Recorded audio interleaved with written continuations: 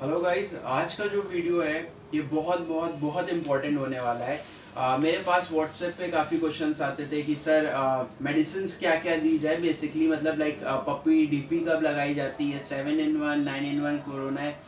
और इसके अलावा बहुत से लोग मुझसे ये क्वेश्चंस पूछते थे कि सर डिवॉर्मिंग किस टाइम पे की जाए, क्या करेक्ट एज होती है, डोजेस क्या क्या दी जाए, और पपीज़ को करेक्ट एज क्या होती है पपीज़ को लाने की घर पे।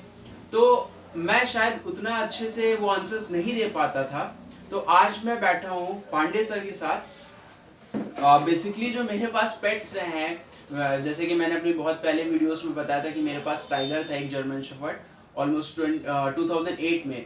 तो पिछले 12 साल से जितने मेरे पास पेट्स रहे हैं वो सबके सब सर की क्लिनिक पे आए हैं। सारा वैक्सीनेशन से लेके A to Z सर के ही साथ हुआ है। तो सामने सर बैठे हुए हैं। सर, हमारे जो सब्सक्राइबर हैं जो ये वीडियो व्यू कर रहे हैं, इनको आप कुछ कहना चाहेंगे अपने साइड से? बिल्कुल। विशाल डॉग वर्ल्ड और उदय पेट क्लिनिक एंड केयर में आपका स्वागत है।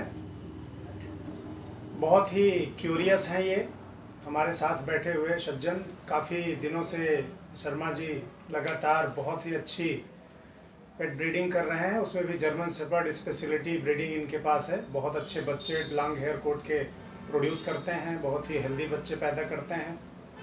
और शुरू से जब से इन्होंने जर्मन शेफर्ड पालना शुरू किया है, बिल्कुल आरंभ से ही सारे बच्चों की देख रेख, मेल फीमेल्स की देख रेख, समय का उनका heat detection, proper pregnancy maintenance सब मेरे पास रहा है। तो जो आपका प्रश्न है उस संदर्भ में मैं आपको ये बताना चाहता हूँ कि सबसे पहली चीज़ है कि हम बच्चे को कब घर पे ले आएँ। यदि आप नया बच्चा पालने के लिए आगे बढ़ रहे हैं किसी भी पेट ब्रीड का, तो जो एग्जैक्ट एज होती है बच्चे को घर लाने की वो है 45 दिन।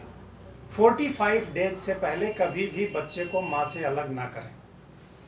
उसका कारण है, यदि आप 45 दिन से पहले बच्चे को माँ से अलग कर देंगे तो जो उसको दूध के रूप में एंटीबॉडीज़ मिलनी है, जो आजीवन उसको सुरक्षा मिलनी है, वो काफ़ी हद तक कम हो जाएगी।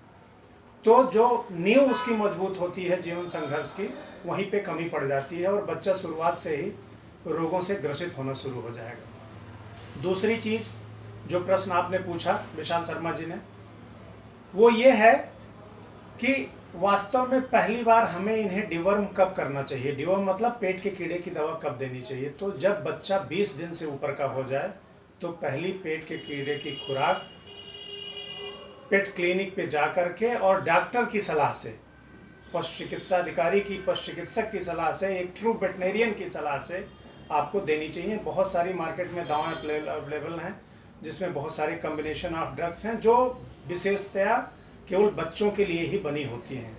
वो जनरली जो हम लोग प्रिस्क्राइब करते हैं वो 1 ml पर केजी बॉडी वेट होती है, वो 1 ml प्रति केजी पे दिया जाता है। तो जनरली 45 दिन का जो बच्चा होता है, ब्रीड वाइज अलग अलग बॉडी वेट के बच्चे होते हैं, उस हिसाब से आप उनको दे सकते हैं। और जो सबसे बड़ी बात है कि उसके बाद कब रिपीट करें। उसके बाद 3 महीने की उम्र तक हर 15 दिन पर हमें कीड़े की दवा देनी चाहिए।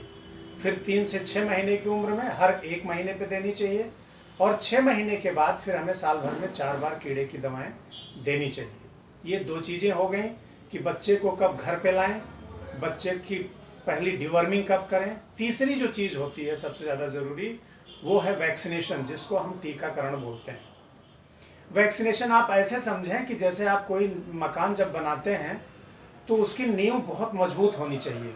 नींव की मजबूती के लिए बहुत सारा हम जो है क्रियाकलाप करते हैं कि कितनी मजबूत हम नींव बना दें जिससे ये मकान हमारा कई सालों तक टिका रहे। वही स्थिति वैक्सीन की होती है और टीके की होती है। यदि आप सही समय पे अपने पेट्स का वैक्सीनेशन नहीं करते हैं तो आजीवन जो उसका जो है पूरा जीवन है, उस जीवन की नींव बहुत ही कमज़ोर हो जाती है। लेकिन यदि आप सही समय पे वैक्सीनेशन शुरू कर देते हैं तो ताज़िंदगी वो खुश रहेगा और बीमारियों से बहुत तगड़ी उसको सुरक्षा रहेगी। तो जो आपने प्रश्न पूछा कि पहली वैक्सीन कब लगानी चाहिए, छोटे बच्चों में खास करके जो हमारे स्वान प्रजाति है, इनमें जो छोटे बच्चे होते हैं, पेट्स होते हैं, पपीज़ होते हैं, पेट्स के पपीज़ होते हैं, उनमें 2 बीमारियां बहुत जल्दी आती हैं। एक है पार्वोवायरस और दूसरा है कैनाइन डिस्टेंपर। तो इसीलिए इन दोनों की वैक्सीन सबसे पहले 28 से 30 दिन पे लग जानी चाहिए। लेकिन ये याद रहे, कि वैक्सीनेशन से पहले कम से कम 24 से 48 घंटे पहले उसको पेट के कीड़े की दवा अवश्य मिली हो, और जो बच्चा जिसका वैक्सीनेशन होने जा रहा है वो किसी भी रोग से ग्रसित ना हो, बिल्कुल हेल्दी हो और स्वस्थ हो। ऐसा ना हो कि 2-3 दिन से खाना ना खाया हो और बीमार हो, आप उसका वैक्सीनेशन करा दें, ये कभी मत करिएगा। तो जो पहली वैक्सीन लगती है वो पार्वो और डिस्टेम्पर, कैनाइन डिस्टेम्पर की लगती है। उसमें कई कंपनियां हैं, 5-in-1 कैनिसाट आती है, कैनिसाट के 5 वो लगवा सकते हैं, पपीडीपी लगवा सकते हैं। इंडियन इम्यूनोलॉजिकल्स की 2 वैक्सीन आ रही हैं पार्वो की, वो आप लगवा सकते हैं। बस आप ये ध्यान रखिएगा कि जो भी आप वैक्सीनेशन करा रहे हैं वो मिनिमम कम से कम उसमें ये 2 वैक्सीन जरूर रहें 28 से 30 दिन पे। उसके बाद हर 20 से 25 दिन पे बूस्टर्स लगते हैं। पहली पेरेंटल वैक्सीन जब हम देते हैं उसके 20 से 25 दिन पे कम से कम 2 से 3 बूस्टर्स हमको देने चाहिए, जिसमें फिर 7-in-1 रहेगी पहली बूस्टर, दूसरी बूस्टर में फिर 9-in-1 रहेगी और उसके साथ कैनाइन कोरोना रहेगी। और जो नेक्स्ट हमारा बूस्टर होगा वो 9-in-1 कैनाइन कोरोना के साथ साथ 3 महीने की उम्र तब तक बच्चे की पूरी हो जाती है, उस समय एंटी रेबीज का हम वैक्सीनेशन कर देते हैं। तो ये पूरा शेड्यूल होता है जब बचपन में वैक्सीनेशन का। इसके बाद फिर एनुअल बूस्टर्स बहुत जरूरी होता है, साल भर में एक बार बच्चे को वैक्सीनेशन जरूर कराना चाहिए। जब वो साल भर का हो जाए तो ये सारी वैक्सीन 9-in-1 कैनाइन कोरोना और एंटी रेबीज। इसके अलावा एक वैक्सीन और होती है जिसको कैनल कफ की वैक्सीन बोलते हैं, बॉर्डोटेला ब्रोंकोसेप्टिका जो बैक्टीरिया होता है उसकी वजह से होता है। पर जनरली वो रोग जो है वो जहाँ बहुत ज़्यादा एक साथ कैनल्स में बच्चे रखे जाते हैं उनको होता है। फिर भी यदि कोई जो है उत्सुक है तो उसे भी कैनल कफ की वैक्सीन अवश्य लगवानी चाहिए। Okay sir.